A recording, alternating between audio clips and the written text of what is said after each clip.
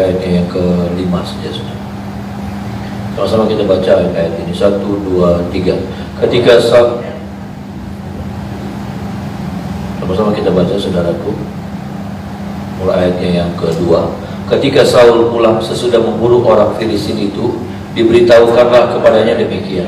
Ketahuilah, Daud ada di padang gurun En-Gedi. Kemudian Saul mengambil 3.000 orang yang terpilih dari seluruh orang Israel, lalu pergi mencari Daud dan orang-orangnya di gunung batu kambing hutan. Ia sampai ke kandang-kandang domba di tepi jalan. Di sana ada gua dan Saul masuk ke dalamnya untuk membuang hajat.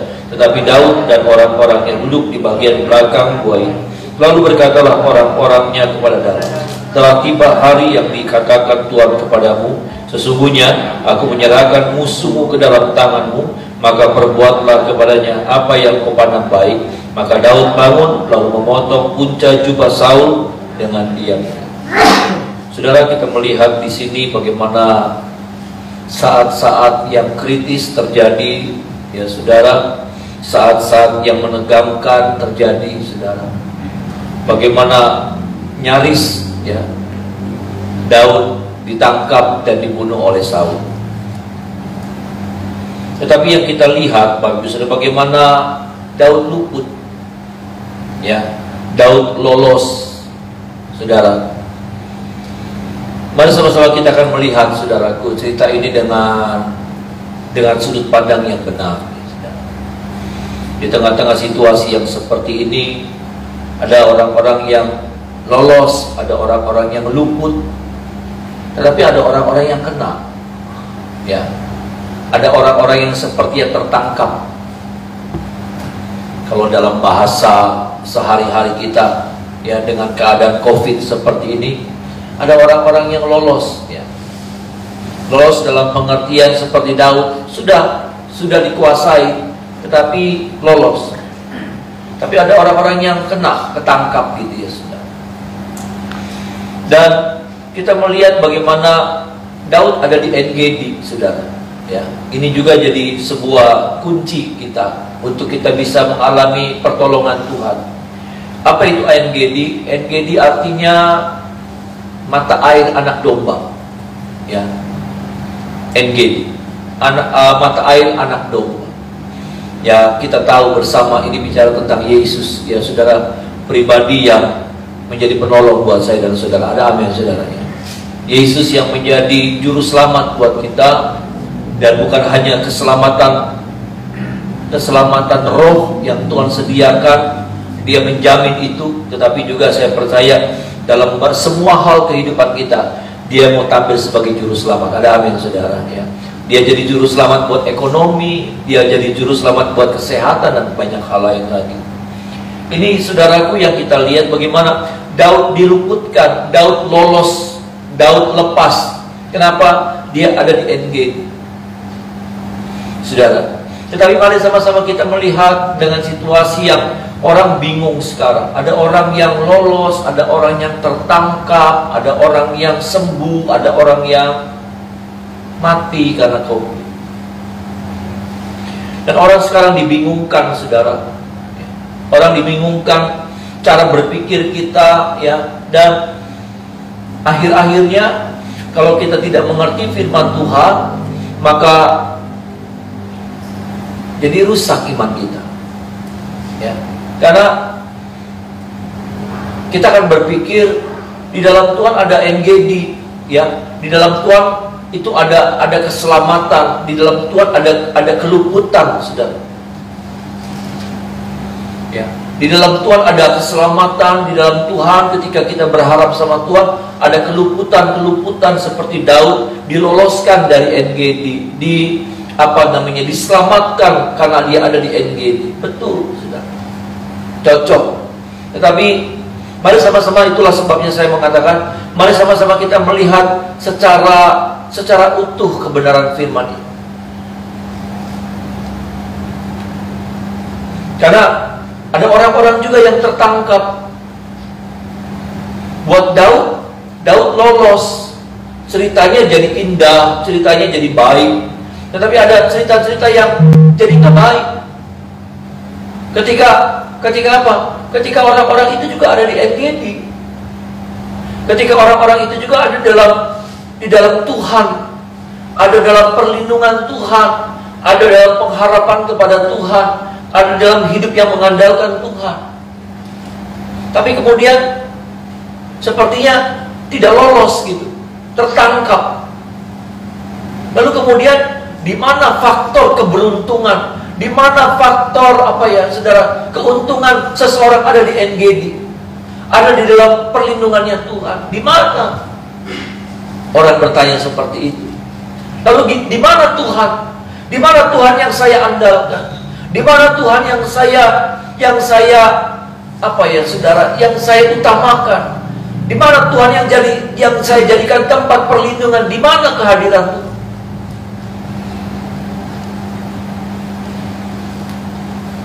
Ada banyak orang yang bertanya seperti itu hari-hari ini. Karena kemudian kenyataan hidup menceritakan tentang sesuatu yang berbeda. Kita mengimani bahwa ada di NGD, ya itu yang Daud alami, keselamatan, diluputkan, diloloskan, ya saudara, dikeluarkan dari permasalahan yang rumit. Tapi dalam kenyataannya kemudian ceritanya ketika kita ada di hari-hari yang seperti ini, maka jadi bertentangan, saudara. Sebuah pergumulan cara berpikir yang sehari-hari ini sedang melanda orang percaya. Karena ada orang-orang yang kemudian tinggal di NGD, hidup di NGD, tapi sepertinya nggak diloloskan, nggak diluputkan.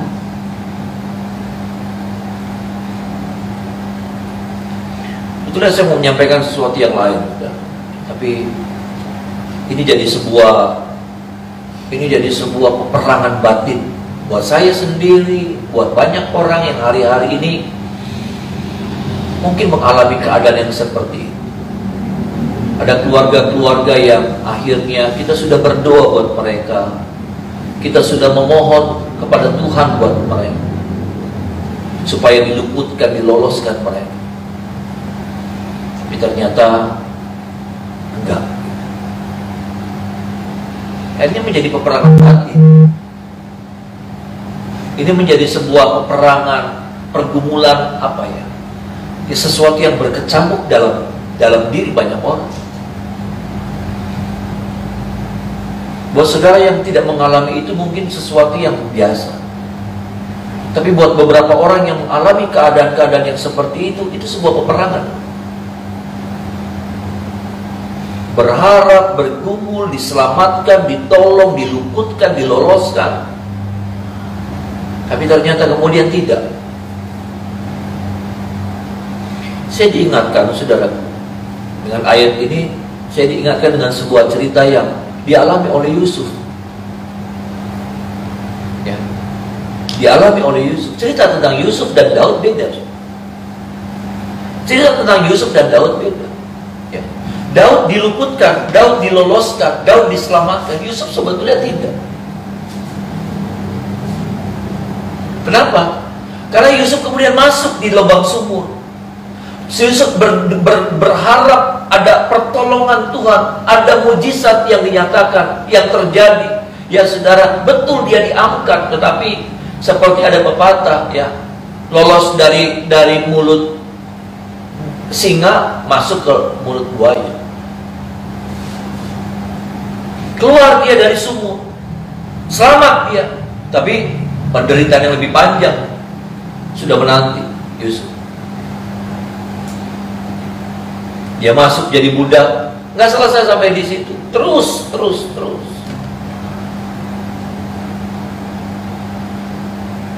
Tapi ada satu kata-kata nih, saudara. Kata-katanya Yusuf yang ini yang jadi rema buat kita, yang harusnya jadi rema. Harusnya itu jadi rema buat. Apa, saudara? Yusuf pernah bilang begini di akhir ceritanya, ketika dia ketemu sama saudara-saudaranya.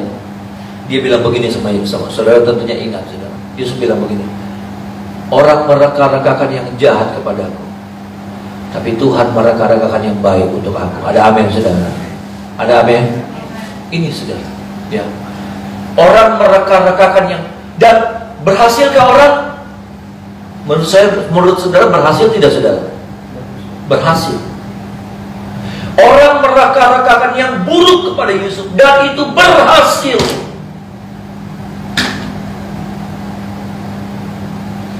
Berhasil bukan 100%, berhasil 1000%. Berhasil. Tapi itu yang kemudian bagian itu, ya saudara, bagian itu iya berhasil. Tapi ada bagian yang lain di mana Yusuf bilang begini, orang mereka-rekakan yang buruk kepadaku, tapi Allah Tuhan mereka-rekakan yang baik kepadaku. Nah ini nih saudara, ini sebuah pemahaman yang harusnya lebih membuat kita bisa memahami keadaan yang sekarang sedang terjadi. Betul, ada orang-orang yang tidak luput, ada orang-orang yang tidak lolos, ada orang-orang yang tidak diselamatkan dari keadaan COVID ini. Saya boleh dibilang diloloskan. Tahun kemarin saya kena, ya, tapi saya diloloskan gitu. Saya diselamatkan dari keadaan ini. Ya. Tetapi ini yang saya mau bilang, ini yang harusnya jadi penekanan kita. Ini bukan lagi ngehibur, lagi cari-cari akal buat nenang-nenangin orang, bukan. Tetapi ini adalah sebuah kebenaran firman Tuhan yang harus saya dan saudara dengar pagi hari ini. Bahwa itulah yang Allah lakukan. Ketika pun ada keadaan yang buruk di mana kita nggak bisa diloloskan lagi, tetapi Allah tetap menyediakan rancangan yang terbaik buat saya dan saudara. Ada amin saudara. Dia tetap mereka-rekakan yang baik buat kita. Ketika kemudian sepertinya kita termakan sama situasi ini, kita tidak bisa luput dari situasi ini. Tetapi tetap Allah punya skenario yang lain buat saya dan saudara. Buat orang-orang yang sepertinya kita bilang, aduh kasihan, akhirnya mati mereka, meninggal. Kenapa? Karena Allah tetap mereka-rekakan yang baik buat mereka. Surga jadi bagian mereka. Ada amin saudara? Ya, surga jadi rancangan besar Tuhan dalam hidup mereka. Ini yang saya mau katakan, Bapak Ibu Saudara. Benar, sepertinya termakan, sepertinya tertangkap ini orang-orang. Sepertinya nggak lolos ini orang-orang. Ada orang-orang yang lolos. Ya, seperti Daud lolos. Tetapi Yusuf tidak. Yusuf tertangkap. Yusuf kena. Tapi itu yang Yusuf katakan. Orang mereka-rekakan yang buruk kepada, tetapi Allah sudah mereka-rekakan yang baik padaku. Tuhan kiranya menolong saya dan saudara, ya, sehingga cara berpikir yang salah gugur hari-hari. Ya, karena kemudian Paulus bilang begini sama kita, hidup adalah Kristus, mati adalah keuntungan. Ada amin saudara? Kristus, hidup adalah Kristus, mati adalah keuntungan. Jadi artinya apa saudaraku? Inilah sesuatu kenyataan hidup yang harusnya semakin membuat kita mengerti, menyadari bahwa inilah kehidupan kita. Sehingga kita tidak menyia-nyiakan kehidupan ini. Sehingga kita tidak kita tidak melakukan banyak hal yang salah dalam kita menjalani hidup ini. Kita tidak membuang-buang banyak waktu yang sia-sia dalam menjalani hidup ini. Supaya apa? Supaya mati kita adalah sebuah keuntungan. Ada amin saudara. Jangan sampai mati kita bukan sebuah keuntungan.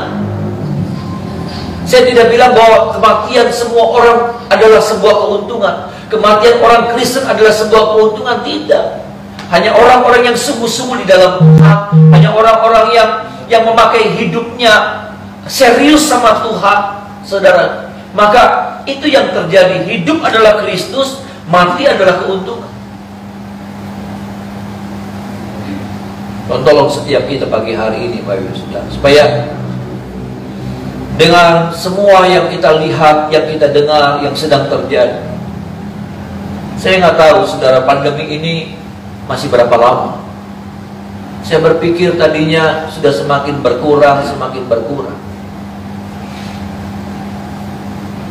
tapi ternyata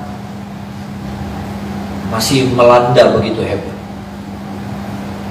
Ya, bukan cuma di Indonesia, tapi di beberapa negara hari-hari ini juga sedang terjadi ledakan-ledakan yang hebat dalam hal COVID. Tahun kemarin kayaknya lebih tenang gitu sudah, ya, lebih nyantai. Tapi sekarang begitu hebat. Nggak tahu saudara, maaf, saya bisa lolos nggak? Ya, saya bisa lolos nggak melewati masa-masa ini? Dan maaf, saya juga nggak tahu saudara bisa lolos nggak?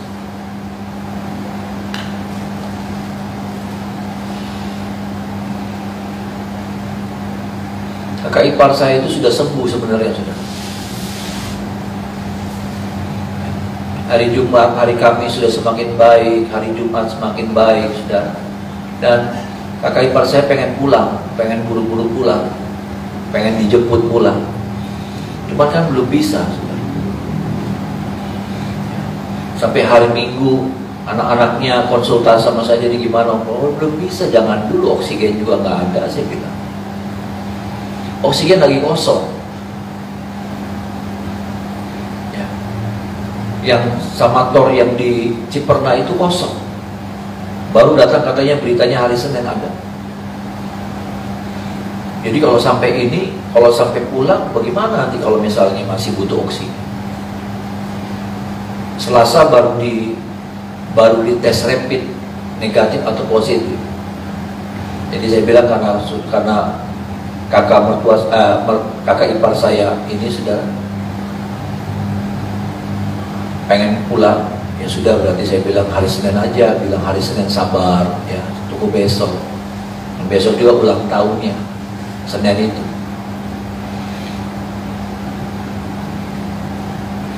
Ya sudah deal, Senin dijemput. Pagi saya ditelepon, kakak saya koma. Ya sudah.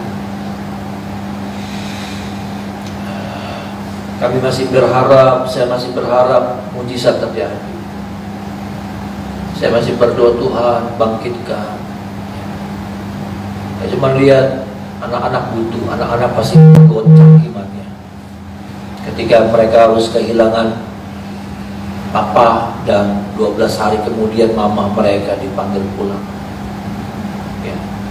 Pasti tergoncang sekali. Saya berdoa sungguh-sungguh, saya minta kepada Tuhan. Saya percaya Tuhan mampu buat ini. Ini saudara, ini sebuah pengertian yang butuh sebuah pengenalan yang dalam tentang Tuhan dalam hidup ini. Dan dalam kenyataannya nggak lolos, nggak lolos, dan harus berakhir.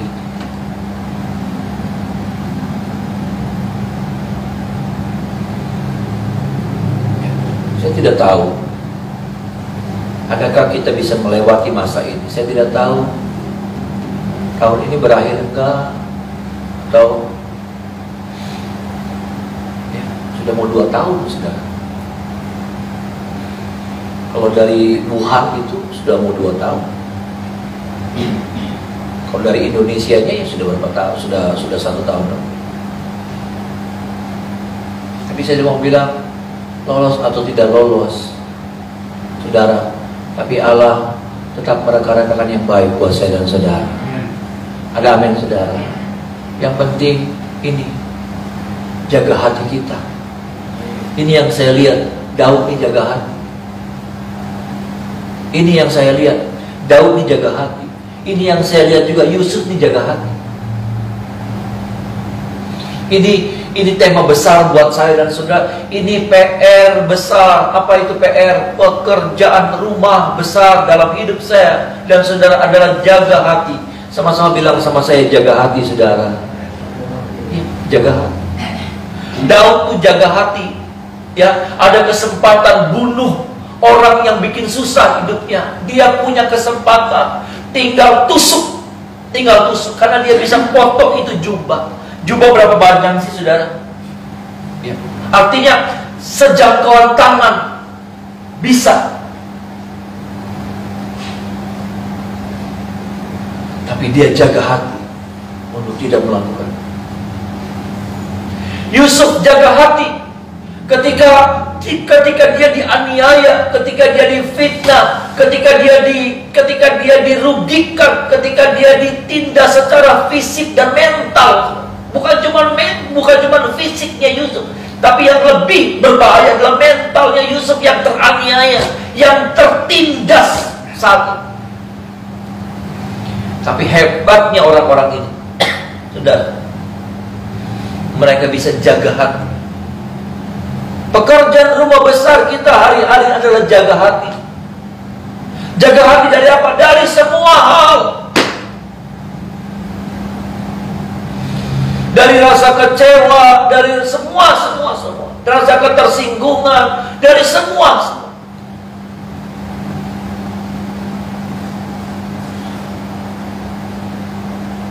Sampai kita tidak berdosa di hadapan Tuhan. Amin. Sampai kita berkenan di hadapan Tuhan. Sampai pada akhirnya Tuhan tetap punya rancangan besar buat saya dan saudara. Sampai kita bisa bilang begini, orang mereka-rekakan, dunia sedang mereka-rekakan yang buruk kepada kita, tetapi Allah mereka-rekakan yang baik buat saya dan saudara. Amin, saudara.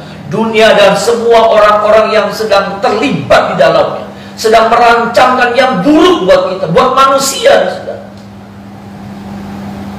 Tetapi Allah kita yang jadi pemilik dalam hidup kita, Dia tetap merancangkan, mereka-rekakan yang baik. Kalaupun sampai terjadi sesuatu yang fatal, tangannya yang penuh dengan kasih itu ambil kita, bawa kita masuk dalam sorga yang mulia. Ada amin, saudara. Kalaupun sampai kemudian tidak bisa terkendali, Dia ambil kita. Karena memang dunia ini bukan tempat tinggal kita. Dunia ini hanya tempat tinggal sementara buat kita. Dan rumah kekal kita adalah surga yang mulia. Ada amin, saudara. Mari kita belajar berpikir jauh seperti itu. Kenapa? Karena kita jarang berpikir seperti ini. Mungkin firman ini terlalu sulit untuk bisa dipahami. Mungkin firman seperti ini sepertinya terlalu mengada-ada. Kenapa? Karena kita jarang mendengar dan kita hampir tidak pernah mengalami situasi yang seperti ini.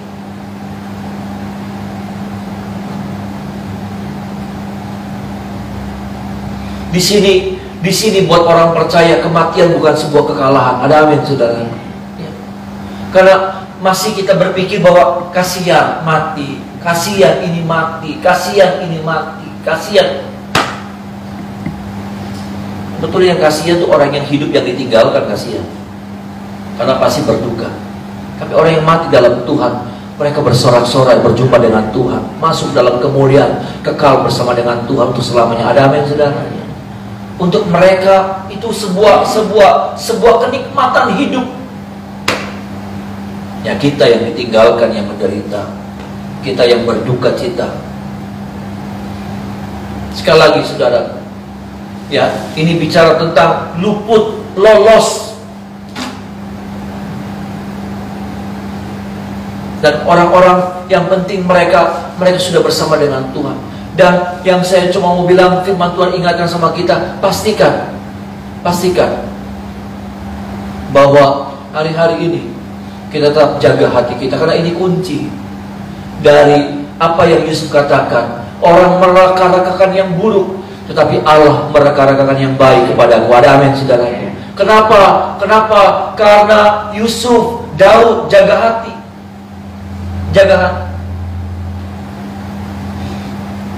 Yusuf jaga hati. Sakit dia, menderita dia secara batin, tapi dia berusaha, dia berjuang. Dia bukan cuma berjuang keluar dari penjara, tetapi yang lebih berat buat Yusuf adalah apa? Untuk dia berjuang keluar dari rasa sakit hatinya. Kadang kalau kita cuma masalah sedikit, kita langsung sakit hatinya ampun-ampunan. Cuman karena sesuatu yang sepele, kita sakit hati ya ampun-ampun. Cuman karena hal-hal yang remeh-temeh, kita sakit hati ya ampun-ampun.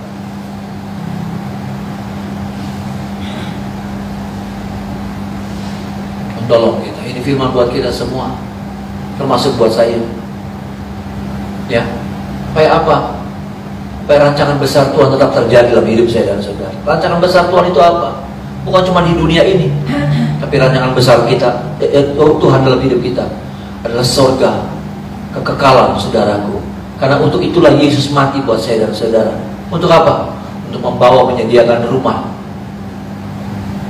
yang senang, yang Tuhan sediakan buat saya dan saudara dalam kerajaan surga. Mari kita menyembah Tuhan.